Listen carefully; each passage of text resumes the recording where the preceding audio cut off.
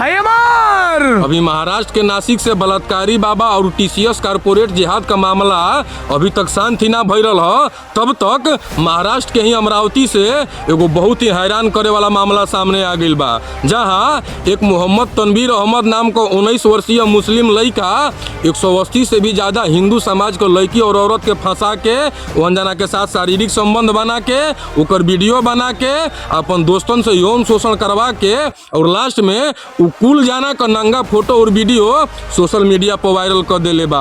और वहू से ज्यादा हैरानी का बात ई बा कि अभी तक ई लड़का के खिलाफ एको लड़की और औरत ना तो अपना घर में और ना ही पुलिस में एको कंप्लेन कैले बाली जा। मतलब आज का टाइम ई हो गई बा कि जब तक हमहन के सांस लेता नहीं जा तब तक 1000 से भी ज्यादा हिंदू समाज को लड़की और औरत कोनो ना कोनो मुस्लिम समाज के लड़का से अपन गाड़ मरवा लेता ली जा और ओकर वीडियो वायरल करवा लेता ली जा। मतलब एक बात समझत आलो जा, हमहन से को झाट नहीं खी सब फंसत, लेकिन ऊ कुल 100, 200 और 300 से भी ज्यादा हिंदू समाज के लड़की और औरत के फंसा के वहाँ जाना के गाड़ मार के और वहाँ जाना के वीडियो वायरल कर देता लसो।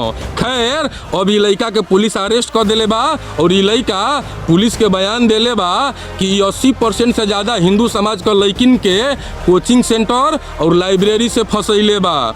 ई खाली हिंदू समाज के लड़किन के फंसावे खातिर न जाने कितना कोचिंग सेंटर और न जाने कितना लाइब्रेरी में एडमिशन करैले रहे। एकर मतलब एक बात तो साफ हो गई कि आजकल जितना कोचिंग सेंटर और लाइब्रेरी चलावत आलस ई खुलेआम रंडी खाना चलावत आलस।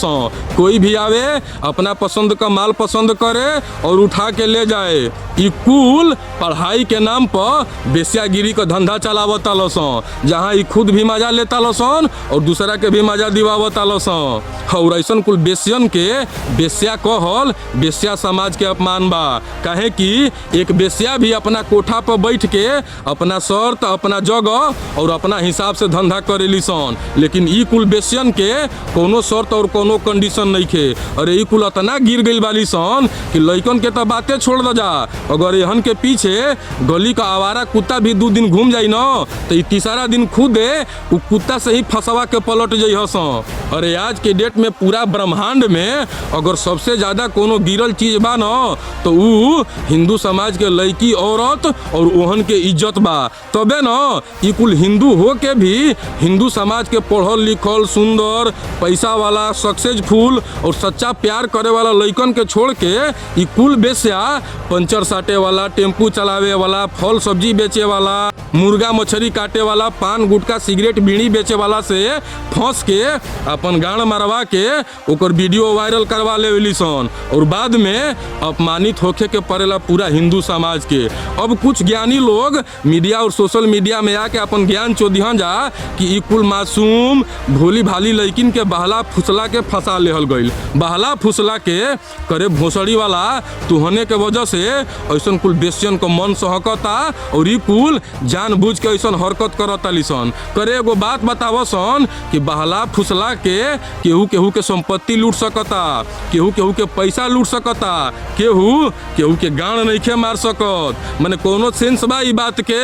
और इतने ना कुछ समाज सेवी लोग सोशल मीडिया पर ट्रेंड भी चला रहल बा न जा कि आखिर हिंदू समाज का लड़का कब जगी हो, जब वहाँ जाना के बेटी बहन पर बात आई तब तो करे भोसड़ी वाला तुहन के एगो बात बतावस कि तुहन के हिसाब से हिंदू लड़का का करो। ऐसन कुल बेस्यन के चक्कर में तलवार उठा के सबकर गर्दन काट के फांसी पर चढ़ जा, या फिर अपन सारा काम धंधा छोड़ के दिन रात ऐसन कुल बेस्यन के पीछे बॉडीगार्डी करत घूमो कि ई कब और कहाँ मरवावत अली सन। देखो सन जेके मरवावे के रही न वो अपना घरों में मरवा ली और मरवावत अली सन। करे एगो बात बतावो सन ई कुल उहे बेस्या है सन कि जब एहन के हिंदू समाज को पढ़ल लिखल सक्सेसफुल और सुंदर और सच्चा प्यार करे वाला लड़का जब एहन के प्रपोज करे न तब ई कुल ओहन पर छेड़खानी का आरोप लगा के उनके फंसा देवेली सन। जब तमाम हिंदू संगठन और हिंदू समाज के सम्मानित लोग यहन कैसन कुल बेस्यागिरी करे से मना करे न समझावे न,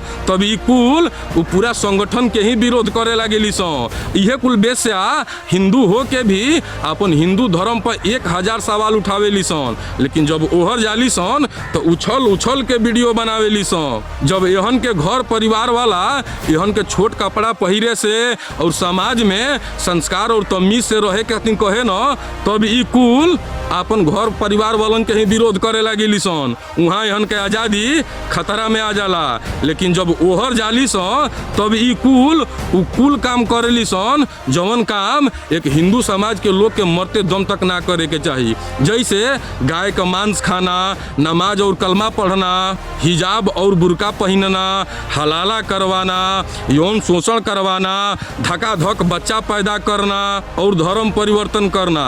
और इतने ना, आजकल एगो बहुत ज़्यादा ट्रेंड चलल बा कि जब हिंदू लड़किन के हिंदू समाज के लड़का से शादी होता न तो ई कुल अपन आशिक से मिल के अपन मर्द के ही हत्या करवा देता सन। लेकिन जब इहे कुल ओहर जाली सन तब इहन के सारा बल और बुद्धि फेल हो जाला। ओहर जाते ही ई कुल लातन मुकन खचाए लागेली सन और कटा के फ्रिज में, बक्सा में, ड्राम में, गटर में, सड़क पर या फिर रोड पर मिलेली सन। उहर जाते ही यहन का सारा बल और बुद्धि यहन का गाड़ी में घुस जाला। ये से ज़्यादा चिल्ला के बोलला से झूठ सच ना हो जाला।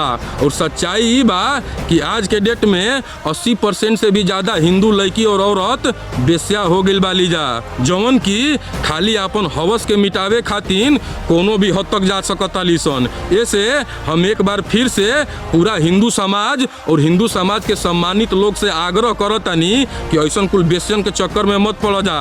काहे कि ई कुल अपन गाड़ मरवावेली सन केहू और से, लेकिन गाड़ मारे लिसन केहू और के। बाकी भाई लोग तुहन जाना भी अपन राय कमेंट बॉक्स में जरूर दिया जा। जय हिंदू, जय हिंदुस्तान।